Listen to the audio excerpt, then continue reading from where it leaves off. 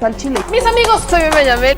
Bienvenidos a su chile favorito. Aquí las noticias o te enchilan o te dejan picado. Justo en su libro, ingeniero Ramsés dice: la soberanía y el patriotismo deben reflejarse en un plan de nación que permita un crecimiento económico, el cual se vea reflejado en el poder adquisitivo de la sociedad. México continúa realizando planes sexenales en la parte energética ligados a las empresas productivas del Estado ante un mercado en crecimiento y demandante. Aunque realiza cambios de acuerdo con la idea de una administración ligada a la soberanía, desde 1970 México no ha tenido la certeza de realizar un plan de nación ligado a una ley en donde el poder legislativo y ejecutivo cumplan la parte que les corresponde de cada periodo y así tener un intercambio energético y no depender de otras regiones como actualmente se hace. Esto lo rescato porque entonces, bajo la premisa que nos ha estado dando de no sería necesario hacer una reforma constitucional, yo le pregunto, ¿cómo podríamos tener un plan de nación energético a largo plazo con la reforma actual que ha pues obligado a la CFE a prácticamente adquirir de las privadas y asumir todos los riesgos? ¿Cómo entraría esto de soberanía dentro de una reforma que le da prácticamente todas las herramientas a las privadas y a la CFE la deja maniatada? Bueno, bueno, gracias por lo del libro. Y el libro, si lo quieren bajar, es gratuito. Este libro lo creamos entre varios y pusimos el dinero para hacer la edición. El libro no tiene ningún costo, es una aportación para la sociedad. No es político, es de varios datos técnicos, que es de tipo de índole de investigación y recopilación. No es político, sino da un preámbulo que podamos entender hacia dónde tenemos que ligar. Y sobre tu pregunta, Meme, nomás hay que comentar. El 5 de febrero, el presidente de la Comisión de Energía, el licenciado Manuel Rodríguez, que vuelve a ser presidente de la parte de energía de la Cámara de Diputados, él presentó una ley que le llamó Ley de Planeación Homogénea Energética. Le llamó y ya está presentado. Y en ella lo que hacía es que el Poder Ejecutivo tendría que tener en cualquier administración en el futuro ciertos niveles, como por ejemplo de producción de crudo, cuánto lo queríamos de tener, de gas, de generación de electricidad. O sea, ya hay una propuesta que lo presentó el partido de Morena y bueno, y fue auspiciada por el Partido del Trabajo y varias funciones de la parte de la planeación.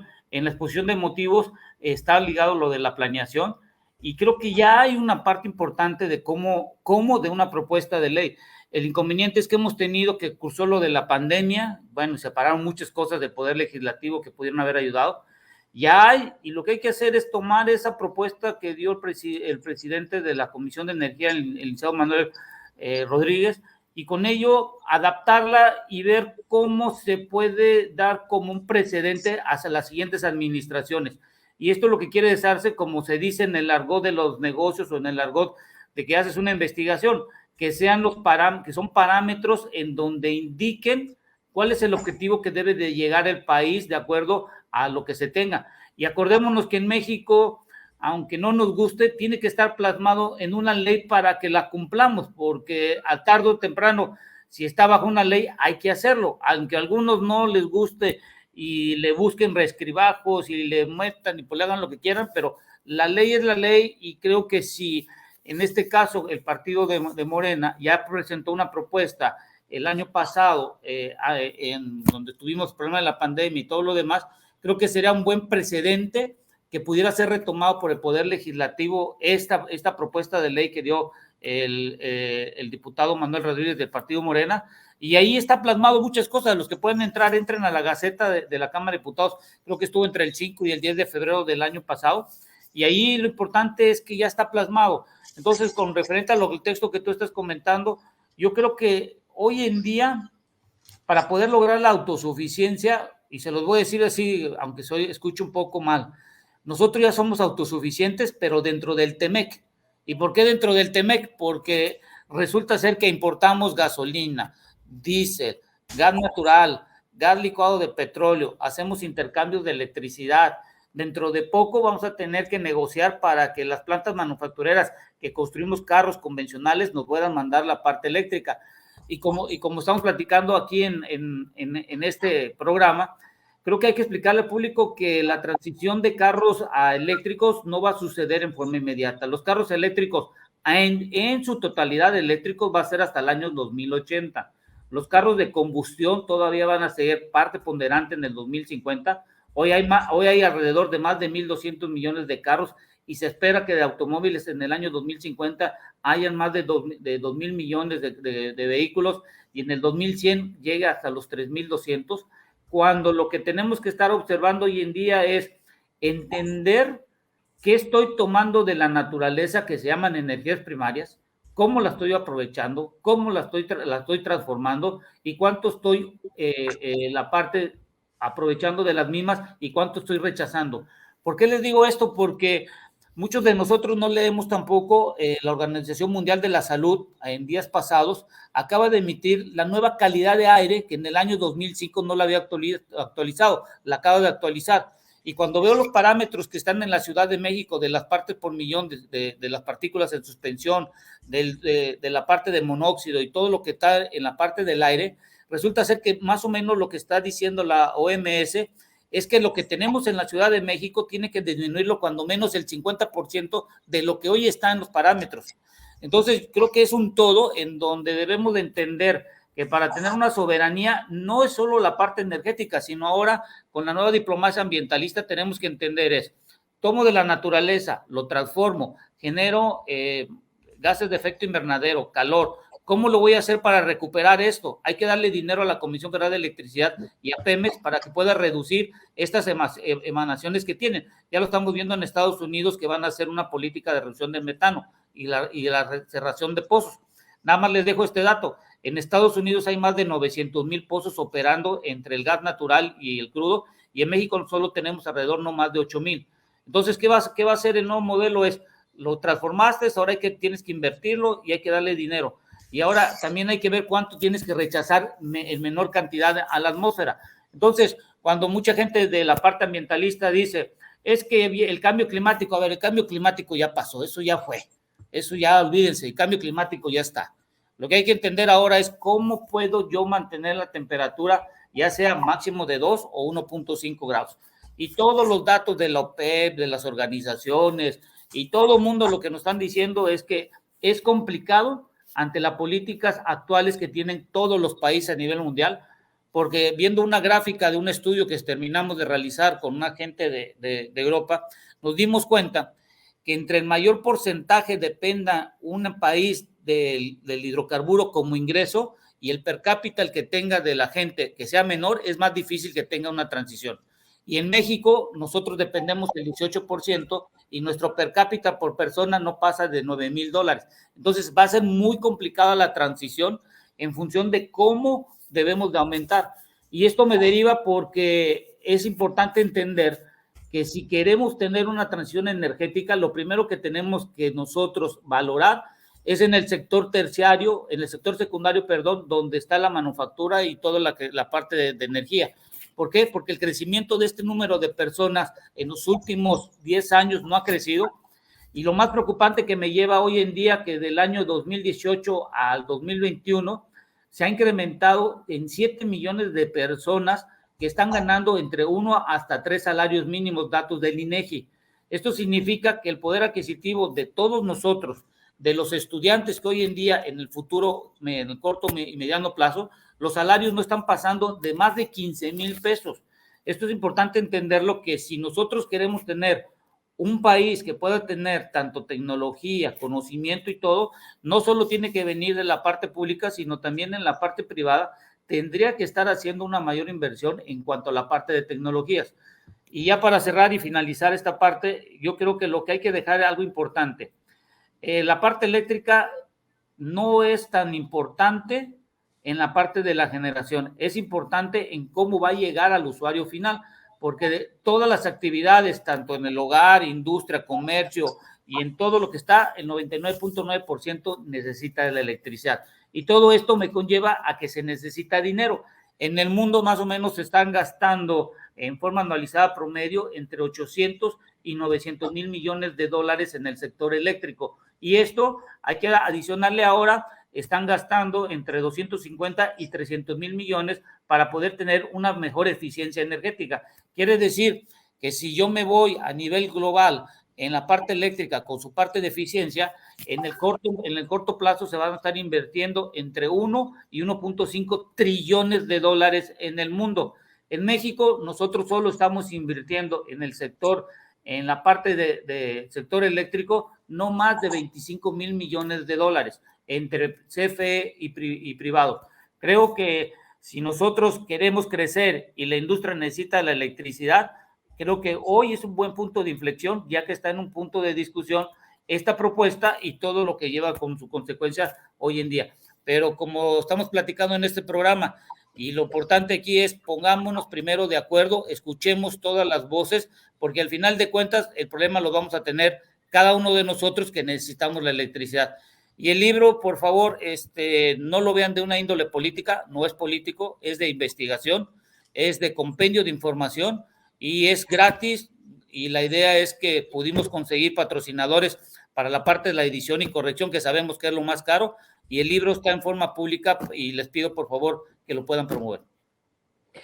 Muchas gracias, ingeniero Ramsés. Ahora, doctor, menciona el ingeniero Ramsés, pues ya nosotros prácticamente, o sea, somos autosuficientes en el TEMEC, pero ¿cómo concebimos este tema cuando, por ejemplo, México pues sigue importando? O sea, no hemos terminado de producir en México todavía nuestra propia gasolina. El presidente hoy mencionaba desde Chiapas que hay más reservas de petróleo que antes, o sea, hemos encontrado, ya tenemos más reservas de petróleo antes, pero habla de un uso responsable, incluso ya entrando un poco en materia de energías limpias y renovables y el consumo, pues irresponsable con miras a combatir el cambio climático. Pero particularmente, este tema de la soberanía es el que es el argumento principal. Y aquí es en donde se han salido todas estas comparaciones con lo que está pasando en Europa, en España y demás. Bajo esa premisa, pues entonces, si la ley es la ley, ¿cómo podríamos, es la misma pregunta que le hacía al ingeniero Ramsés, cómo podríamos ser más soberanos con la reforma actual? Mira, la soberanía no es algo, ¿cómo te puedo decir? Ni siquiera una opción para un país de perderla. Grandes guerras en el mundo y en la historia de la humanidad se han jugado por la soberanía. Es seguridad nacional, es el manejo de tus recursos. La invasión de los alemanes a Alsacia y Lorena en Francia, pues fue por las mineras que estaban ahí. Es decir, un plan energético soberano se requiere, pero ¿con qué orientación? Porque también eso es lo que tenemos que ver. Si yo voy a orientar un plan energético orientado a que simplemente vengan los extranjeros y se apropien de las minas, de los hidrocarburos, de la energía eléctrica, eso no es ningún plan soberano. Puede ser un plan energético, que además ese era el plan del neoliberalismo, que además el neoliberalismo es muy curioso, porque a los países a los que estaban catalogados en segundo plano como México, eran ustedes dependientes, ustedes no produzcan, nosotros les vendemos. Yo creo que se puede entender si alguien revisa, por aquí debe de haber jóvenes, pero si alguien revisa la crisis del petróleo de los años 70, que además va ligada porque la primera investigación sobre el uso de litio para generar energía viene justamente de esa crisis por un investigador inglés, es cuando los árabes le cierran la llave del petróleo a Estados Unidos y a Europa Occidental, en pleno invierno. Pácatelas, mano. Truene de negocios en la periferia, la gente a caballo, no había gasolinera en las gasolineras. Hoy lo acabamos de ver en el Reino Unido. Gente agarrándose a golpes en la fila de las gasolineras en el Reino Unido, ahorita. ¿Por qué? Porque se pelean por el combustible. Entonces, nosotros nos tenemos que ver en esa situación. Ya lo vimos a principios de 2019 en la lucha contra el huachicol. Las largas colas en las gasolineras, gente en la madrugada, en los fines de semana, nos pegó más en el Bajío. En el Bajío el 80% de la gasolina vendida, según el gobernador de Guanajuato, panista, venía del huachicol. El 80% era robada. Y lo vimos con el gas natural a principios de año, cuando el gobernador de Texas cierra la llave del gas, pone a temblar a todas las empresas del norte de México que dependen del gas extranjero. Estamos en el TEMEC, al gobernador de Texas le valió. Él cerró la llave del gas no solo a los mexicanos, sino también a estados de los Estados Unidos circunvecinos. Hoy el ejemplo que señalé, Argelia, no le vende gas a España, se lo vende al precio que quiere. La soberanía no es un juego. Puede poner de rodillas a cualquier país. Es verdaderamente kafkiano que un país petrolero como México, a 2018, estaba importando 600,000 barriles diarios de gasolina que se podrían haber estado fabricando en el país y 240,000 barriles diarios de diésel. Un país petrolero importando gasolina y diésel de los Estados Unidos. Esas políticas energéticas nos bailaban el cuento de que es que la refinación de petróleo no es negocio. Y nunca nos explicaban por qué países como China, Estados Unidos, Corea del Sur, la India han aumentado su enorme capacidad de refinación. Para ellos sí es negocio. Para Corea del Sur, para Alemania que no tiene petróleo, para Italia que no tiene petróleo, para España que no tiene petróleo, para Francia que no tiene petróleo, sí es negocio la refinación. Pero en México no. Y entonces mejor vamos a vender materia prima y luego vamos a importar el procesamiento. Pues no, un plan soberano tiene que pensar en la nación, tiene que pensar en el país, tiene que pensar en su gente. Hay unas cosas, la transición energética, yo creo que no es de izquierda o de derecha, pero sí es de nacionalismo o entreguismo al extranjero, pero no es de izquierda o de derecha. Ahorita Ramsés señaló, y tiene razón, hay países que van muy avanzados en su transición energética. Alemania, los países nórdicos. Ahí no importa si gobierna la izquierda o la derecha. Hay políticas públicas como educación, ciencia y tecnología, transición energética, en que no cambian, porque efectivamente tienen planes energéticos a largo plazo, pero ojo, soberanistas. Por eso es que sea izquierda o derecha, Angela Merkel, hoy el Partido Socialdemócrata que ganó las elecciones en Alemania, vamos a ver que la política de transición energética es la misma. Y cuando gobernó François Mitterrand de izquierda en España, o Jacques Chirac en la derecha, Emmanuel Macron, ellos siguen manejando su política de generar energía eléctrica con nuclear. No importa si ganó la izquierda o la derecha, pero ellos piensan en su país y dicen, no tengo petróleo. No, nada nos debe de sorprender. ¿Por qué España es líder en generar energía eléctrica a partir del viento? ¿O por qué Italia es líder en paneles solares? Pues porque no tienen petróleo, porque nunca tuvieron hidrocarburos. Y entonces tenían que importar y les salía muy caro. Entonces, en ese sentido, yo coincido, el TEMEC es una camisa de fuerza. Necesitamos gobiernos inteligentes que sepan moverse dentro de esa camisa de fuerza. Lo hace la Unión Europea con 28 países. Francia no le hace caso en muchas cosas a la Unión Europea. El Reino Unido ni siquiera puso poner el euro y estaba en la Unión Europea. Y terminaron por salirse porque privilegiaron sus intereses los ingleses por encima del tratado con la Unión Europea. Punto. Sí, sí, mira, estamos contigo, pero no somos vasallos y medimos nuestros intereses con respecto a los de los otros países. ¿La transición va a ser muy complicada? Sí. Yo creo que apenas estamos a tiempo.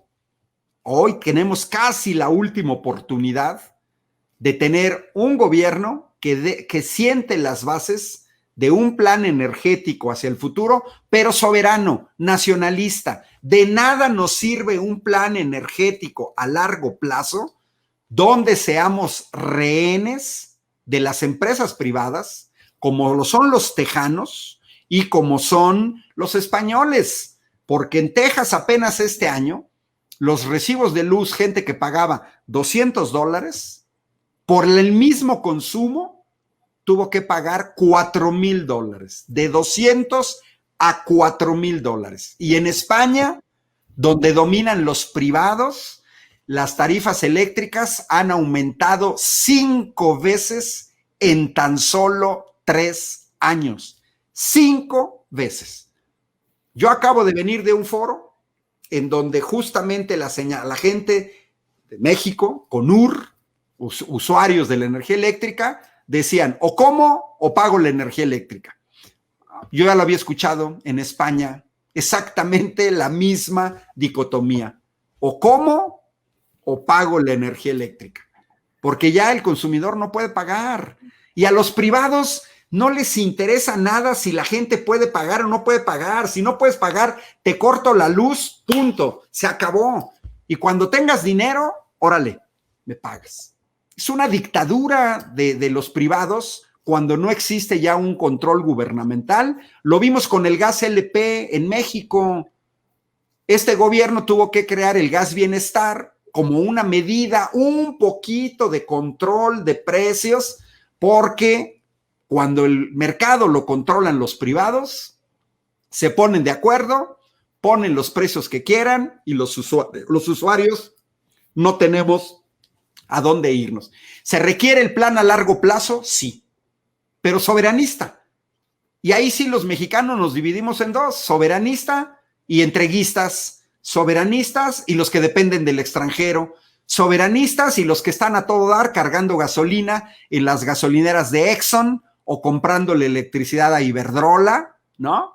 A lo mejor hasta se sienten españoles por comprarle energía a Iberdrola. Entonces, yo creo que sí se requiere, pero yo sí agrego que tiene que ser nacionalista. Ya es tiempo que México retome un desarrollo autónomo y que no, el mundo está globalizado, sí, pero ya lo vimos con la pandemia, ya lo vimos cómo se rompieron todas las cadenas de distribución, el mismo sector energético ahorita está en crisis para muchos países y cada quien está velando sus intereses.